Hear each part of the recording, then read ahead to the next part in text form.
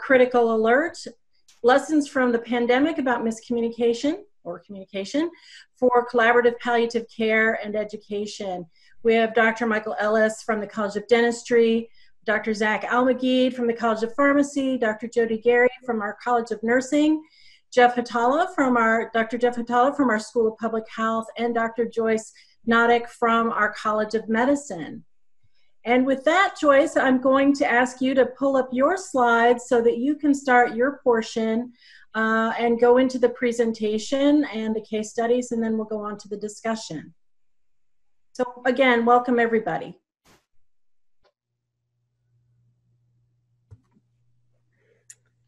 All right, can y'all hear me okay? And can you see the slides? Yes. All right. I am one of the dinosaurs who've been seriously challenged by the technology issues. So just let me know if there's any kind of problem. Our team worked together as we considered some of the problems going on in our current environment with all the issues around the pandemic. And these are some of the objectives we have today, trying to define palliative care and related goals for patients and in our community settings, and to try to articulate the importance of interprofessional palliative care communication, specifically communication, and how the COVID pandemic is magnifying those areas where we need improvement, as well as trying to apply some evidence-based recommendations for interprofessional education and palliative care practice. Let's see, there we go. From square one, some of you may be very well versed in palliative care, but let's all make sure we start with a good definition. Depending on which organization you go to, you get little variations on a theme, but this is a good one from the Canadians for us. Palliative care, oftentimes people equate with hospice, but it's that philosophy of care and not just uniquely hospice. That's a combination of compassionate care, trying to provide support, comfort, and reinforcing quality of life for individuals who are faced with serious, potentially life-threatening disease, and to help support their families, and do so with an interdisciplinary team. And it may or may not be hospice. It can be concurrent with curative therapies. So this is just kind of a visual to get an idea of what that looks like. The large umbrella is what palliative care is, and the hospice is just one type of palliative care. So I know most of you are probably very familiar with hospice, but the whole realm of palliative care may be a little bit new. The American Academy of Hospice and Palliative Care says that the goal of palliative care is to prevent and relieve suffering and to support the best possible quality of life for patients and their families, regardless of the state of the disease or the need for other therapies. Given that, this is one listing that I came up with for a talk on the big purposes of palliative care. You can go to a number of sources and find little variations on a theme, a little bit longer list. I really think of it as a two-pronged initiative. One is just that aggressive symptom management for patients who are facing this serious disease, and that symptoms, that's not just physical symptoms, but that can be symptoms related to the psychological, social, emotional, and spiritual suffering that they are facing because of their disease. And really the other side of the two is communication. That's a big part of what we do with palliative education. We want to make sure that patients have clear communication regarding their diseases and possible expectations, realities of therapies. We want to make sure that that's well communicated with families. Want to help facilitate patients establishing what their goals of care are, what looks like quality of life to them, and actually assist them in establishing advanced directives, and then also to be able to work with a larger healthcare team so that we collaborate well and improve transitions of care for potentially very complicated patients. Given all that, these are some of the very basic principles. We've already kind of mentioned them. It's holistic. It's by definition and as a standard, it involves an interdisciplinary team, so it's interprofessional. So obviously a great subject for our interprofessional team on campus to be including in the educational process. We've already mentioned how significant it is to try to focus on quality of life and relief of suffering for the patient, their families, and the healthcare providers. Oftentimes, healthcare teams get attached to patients, and they're faced with a great deal of distress involved with patients who are very distressed. So we actually want to provide some relief for our healthcare providers. It's intended to be patient-centered, and we've already talked about how important communication is. So as we began to think about all the issues that have come up related to the challenges that our communities are faced with the current pandemic, there's kind of 4 areas we thought we'd really like to key on. Excuse me. I think that what we're seeing is this current pandemic has definitely brought to the forefront how important it is to have good palliative care skills, both in symptom management and communication.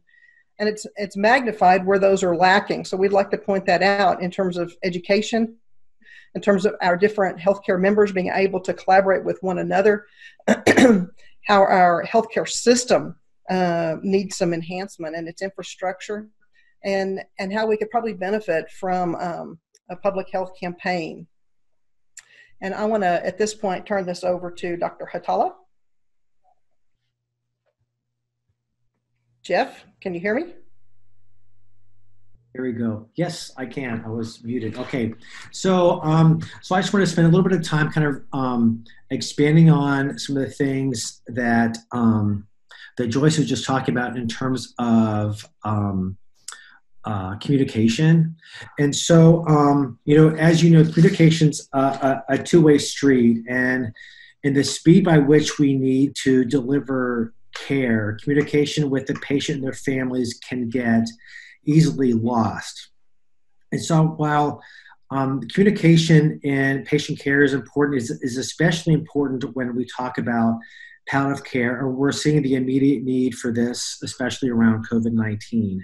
So talking with the patient and their family and the disease and the prognosis is important, but asking them what they understand.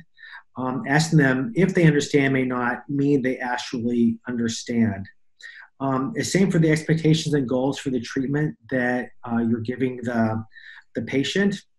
So get the patient, if possible, and at least their families, to talk to you so you can really determine if they understand and they're clear about what's going to happen with the treatment plan that you're putting into place. One of the important things around communication that's important that we need to have, on this micro level between the patient and the doctor, but also within our educational curriculum, pertains to being comfortable with having this uncomfortable conversation.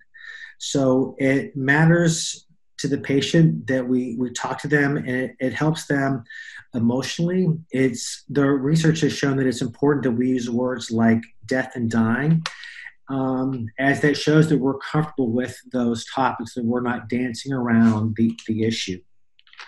And being specific when we use words like hope and better, even words like respond, these can be trigger words for patients and their families. And so if you believe that the patient will, for example, say respond to the medication, then be sure you clarify that respond doesn't necessarily mean cure. And if you say that the patient is doing better, that may just mean that the patient's pain is presently being managed. That, again, the words hope and better tend to reinforce an expectation because they have a different perception because of what they are hoping to hear, not to overuse that word, but they're hoping to hear something that they may not really be hearing. So talking with the patient on this macro level so they understand, the patient and their family can understand what it is going on, what's going to happen, using keywords and being really clear about what those words mean can really help not only the patient but their families physically, spiritually, and emotionally. Okay, next slide. And I'll turn this back over to Joyce for these next two. Well, hang on. It doesn't want to advance. Can I do it? There we go. Okay. So kind of the next area we think that would be good to talk about is trying to improve the collaborative palliative care practices for all disciplines. There's not a lot of, this is a high priority. This is a quote here from the Clinical Practice Guidelines for Quality Palliative Care. I think this was put out in 2016. And they break palliative care into their major domains. And in every single subsection of the different domains that they look at, they list some basic training for all clinicians, not just palliative care specialists. And that's actually, I'm sorry, I lost the quotes on that one, but that's actually should be a direct quotation.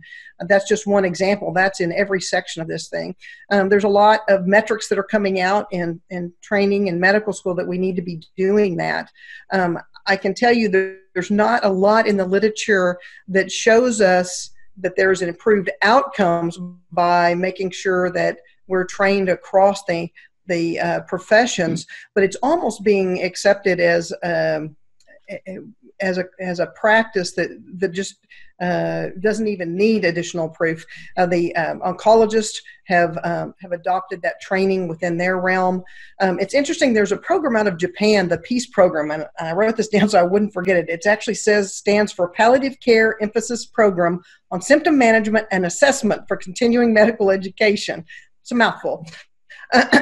Anyway, there's some articles in the Japanese Journal of Internal Medicine where they have used some tools to try to measure how their providers do after training in palliative care. And they have one particular study that was looking at lung cancer patients. And they trained the surgeons, the pulmonologists, the oncologist, and then the specialists, and they did some measures of their comfort with providing palliative type care, as well as their some measures of confidence. One of the problems is there's not standardized tools, but that indicates that there was improvement across all levels of care by actually providing that.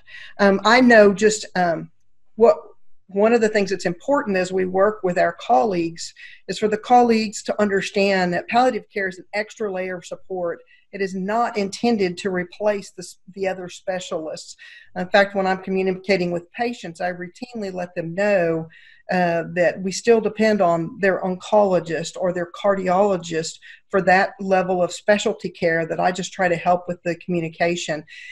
And anecdotally, I can tell you that where I've had the opportunity to work with other social workers and nurses and physicians who've had some training in palliative care, the ease with which we establish care plans and are able to support patients in their wishes and establish effective transitions of care is much greater than where I've had caregivers who don't really understand the concepts and inadvertently sabotage things that could promote patient care.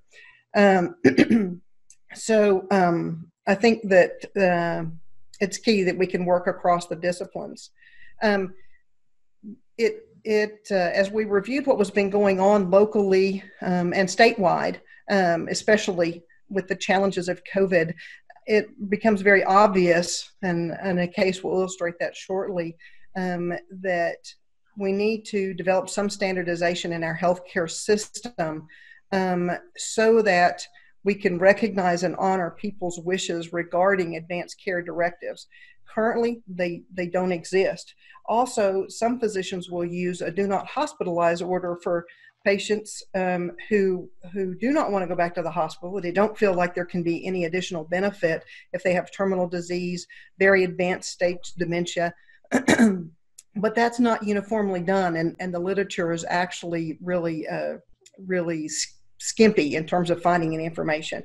In other states, there are orders called the POLST or the MOST, which are ways in which forms in which patients and families can express their wishes regarding advanced directives. And if those are completed and signed, they actually exist as doctor's orders.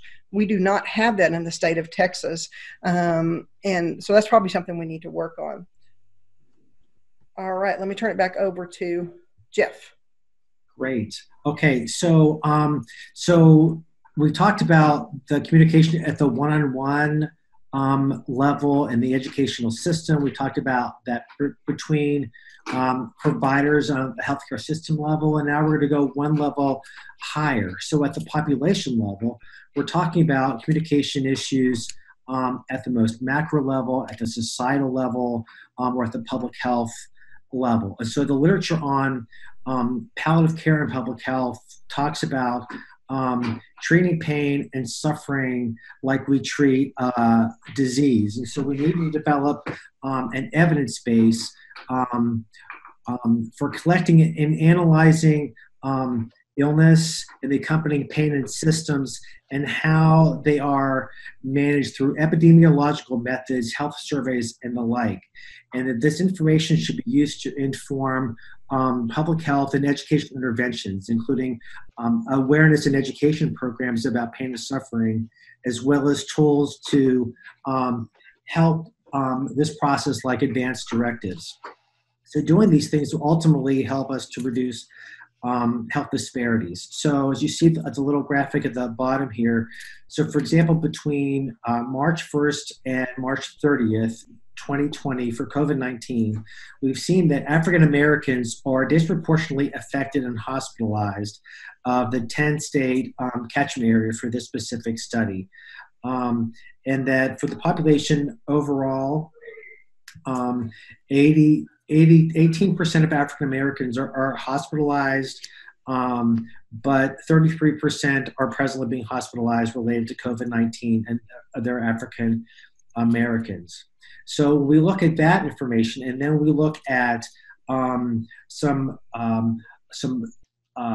cultural preferences with this population. We see that the literature tells us that African Americans, by and large, have lower rates of advanced directives than whites, and that the perception is that such an action would put a limit on healthcare, which could be related to mistrust of the healthcare system, discrimination, or even their history of segregation.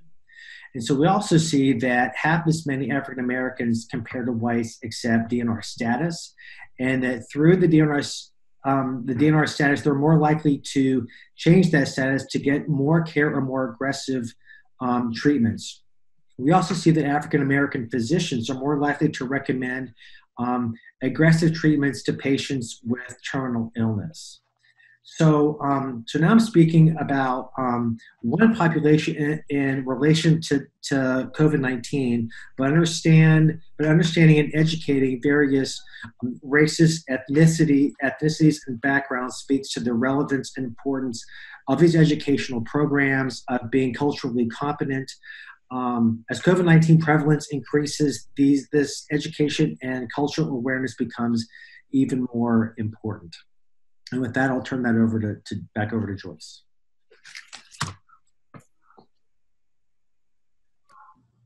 All right, thank you, Jeff. So now let's talk about the situation.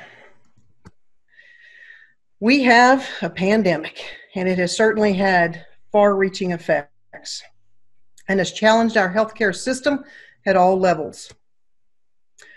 Just some of the problems that we can note, especially in regard to communication, and I think that the cases you see will illustrate that. Not only is there a heightened need for palliative type communication, but it's even been challenging for experienced palliative providers to overcome some of the unique barriers that COVID-19 has presented. When it comes to established evidence-based mechanisms for communication, some of which Jeff mentioned, those things are being challenged by the fact that we have very limited contact with patients, that our palliatively trained usual specialist team members are not having good access to patients. And there's actually limited contact for the sake of protecting our healthcare providers and preserving PPE. There's decisions are made hastily in crisis. When I teach our residents about having discussions about advanced directives, I always say it's not the emergency room and the ICU are not the best places to have these conversations. And that's still true, even though this pandemic has pushed us to having very hasty crisis kind of discussions. There's limited resources that's causing a number of ethical dilemmas. It's ethical dilemmas in terms of which patients get what kind of care, ethical dilemmas among healthcare providers about the balancing their need to protect their families, to protect themselves, to take care of the patient, to take care of the larger public.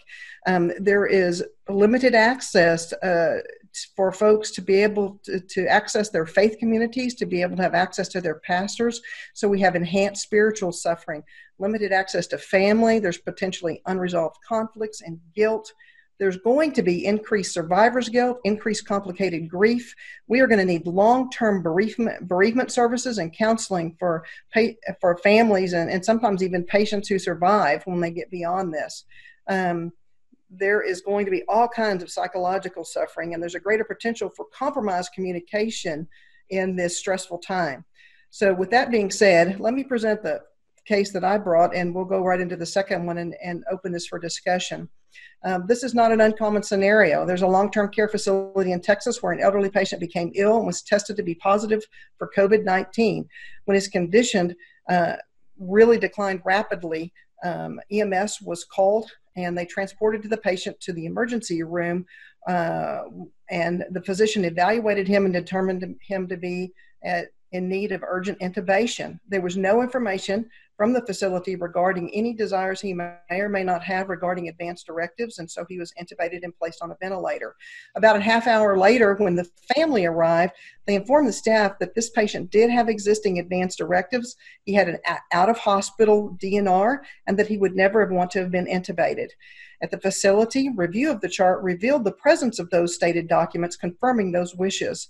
Subsequently, the patient was extubated. He was treated with all comfort measures to control symptoms, and he succumbed later that day. Let me turn this over to Mike now.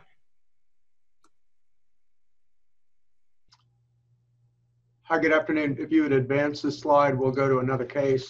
It doesn't let me advance when I mute, sorry. Okay. There we go.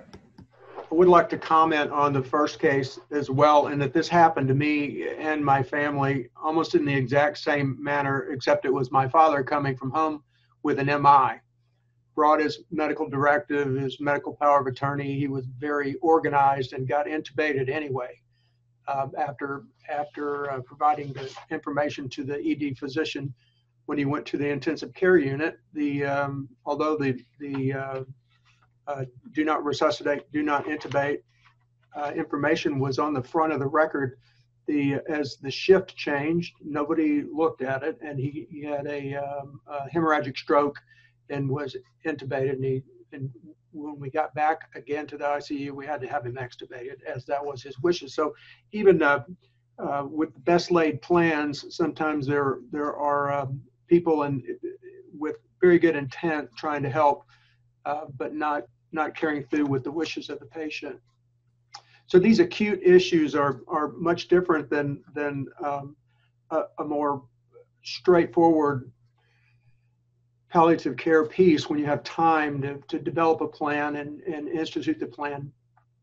Here's just another example of a 63-year-old patient with multiple comorbidities. You can see that he's obese, he has some heart disease and some other issues, but he presented to the emergency room with a worsened shortness of breath, cough, and a little bit of fever.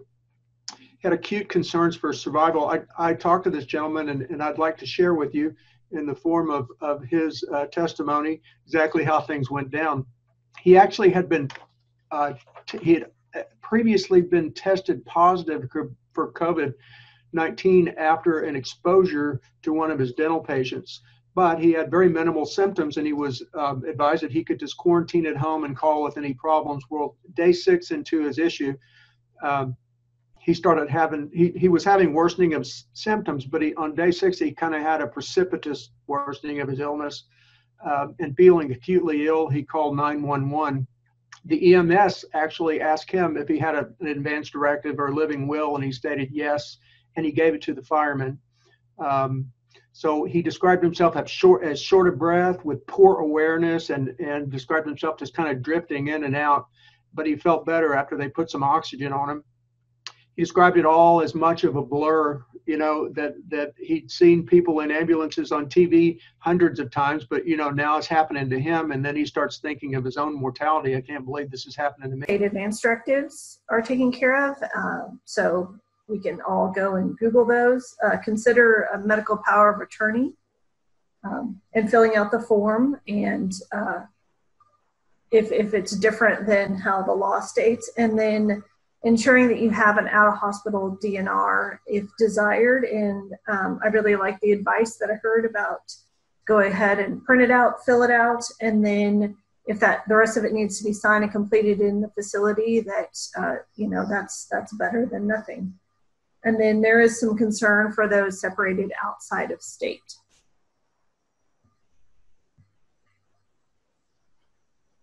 So I'll let you go ahead, Joyce. So this slide was just an idea to try to just come up with some of the benefits that we might gain from improved palliative care education and communication in this current crisis. Obviously, if all the healthcare providers, the nurses and the pharmacologists and respiratory therapy, if everybody is trained in some of the basic palliative care communication, we have a much better chance of actually establishing good advance directives, as well as addressing things such as maybe screening patients for intense spiritual suffering, and then appropriately identifying maybe a chaplain or somebody who can connect with them electronically. It could, if we had these things clearly communicated in the interest of the patient that I described at the beginning of this, would have a better utilization of resources. That patient would not have had to have been ventilated. He would not have had to, people would not have had to have expended so much personal protective equipment. And we would have done a better job of honoring his wishes. We would hope we can gain better support of families who are in this very restrictive environment, who are going to be suffering a lot more, they and their loved ones, from the social isolation and the potential kind of a psychological fallout from all of this. I think if we had more patients appropriately identified by what would be a reasonable treatment plans, we'd be less likely to be forced into the situations where there's rationing of care. And if we had improved communication, we might be protecting our first responders more, because they wouldn't be inappropriately transporting someone who doesn't even want to go to the hospital. So those are just a few things that come up. So our final recommendations were as follows. We wanted to be as clear with some specifics, and Jodie already touched on these a little bit. Locally, we really want to establish an interprofessional palliative care curriculum for our institution that is valid across all the disciplines, so that everybody has some level of comfort with these conversations, as well as good understanding to be able to work collaboratively with the other specialties and with their palliative specialists. We, on the broader scale, then we want to identify and coordinate communication enhancement opportunities for all the healthcare personnel. If everybody has that understanding, then we're likely to do a better job of honoring patients' wishes. We would like to see a standardized mechanism at our healthcare system level in Texas to have clarity regarding advanced directives. I think on my previous slide, I had mentioned maybe some kind of electronic registry There is some information from the American Bar Association. I have that referenced at the end of the slides. And they list, it was as of 2016, they list 12 states that have official electronic registries for advanced directives that can be appropriately accessed. And they have a little bit of information about how it's done if you're interested in looking at that. There may be more states involved in that right now, but we do not have that in the state of Texas, and we need to find a way to make that clearer. And then we would like to promote education about advanced directives to the public in general, so that they don't perceive them as an effort to ration care, but as an effort to maximize their say-so in their care. And I think Jeff has spoken to this. There is, I mentioned to the team briefly, there's a community in La Crosse, Wisconsin that did a big campaign, and they have like over 90-something% of their population with established advanced care directives. I really appreciate everybody's input today. Is there any last questions or comments at this time?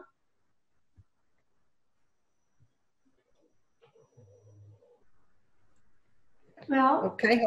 I'll comment in that I had two parents who were on palliative care who eventually was on hospice, and I had never really experienced it before, but it was the best thing that I can even imagine for them. They were both at home, very well taken care of, and communication was great, and it was truly an interprofessional team. So I do believe that we could do some activities, interprofessional activities via Zoom, just the way we're doing today with our students. We're doing some activities in medicine right now using standardized patients. So we're training the standardized patients, and we could certainly do that with palliative care. So keep that in mind as you all are continuing to work on this project. Very good suggestion. Is that, I think I recognize that voice, but I'm not seeing. Regina, it was Regina. Okay. Yeah. I lost you there. Sorry. You're on my screen. And Dr. Beard, I think that we can go ahead and go to the last slides. If you'll share your screen for the last couple of slides so that we can. Did I fail to do that? I'm sorry. Oh, well, those were just some of the references, and those were those specific recommendations that we made. You know, Chris, I've moved my stuff around so I don't even see the share. Oh, here it is, share screen. Okay, you can see it now, correct? Yeah, I'm going to stop her sharing so I can go to my sharing. There we go. Can you see that? Yeah, and then you just go to the last couple of slides. I think that's it. There's 2 slides at the end. Yeah, I've got it on one of them. Do you not see it? I don't, but maybe others do. No? What do you see? Do you see the whole thing? We see the whole thing, yeah. Okay. It's not in presentation mode. Okay, let me move over. I moved it to the other side. So, can you see it now? No. No. Well, if you would like, I'm happy to share what was on those slides. Yes, I'm sorry. No problem. Basically, we just wanted to make sure that we thanked everybody, our presenters, and thank you to everybody who showed up from across the state and beyond. We appreciate your time and your input during these difficult times. We do have 2 other webinars that are scheduled that we wanted to remind everybody of. The first will be on Wednesday, April 15th, and that one is about, it's called When Interprofessional Education is a Disaster. Well, there we go. You see them now? Okay. Yes, perfect. Sorry about that. Thank you. And that'll be Wednesday, April 15th at 3 o'clock. And we'll be discussing Disaster Day, which is the nation's largest student-led interprofessional disaster simulation. Then on Thursday, April 23rd, we're going to have Scrap the Silos, a novel approach to interprofessional simulation of emergent conditions. That is going to be discussing a simulation model that's applied to obstetrics and gynecology, but is a model that can be applied to other types of simulations as well. And we are in the process of scheduling 3 additional topics, one on LGBTQI health, one on oral health and nutrition, and one on pharmacy and primary care. All will be scheduled for the latter half of this month to continue to celebrate National Interprofessional Healthcare Month. And if you can advance to the next slide, we will make sure that you all have our contact information, whether it's specific to palliative care, Project ECHO, or anything for the IPE office here at Texas A&M. And please note that we will be sending out a link if you will complete a brief evaluation. I promise you it's brief. We are going to work our hardest to improve our efforts so that we can continue to deliver content like this in the future. And with that, I will thank everybody again and have a good afternoon. Thank you very much. Thank you all. Good day.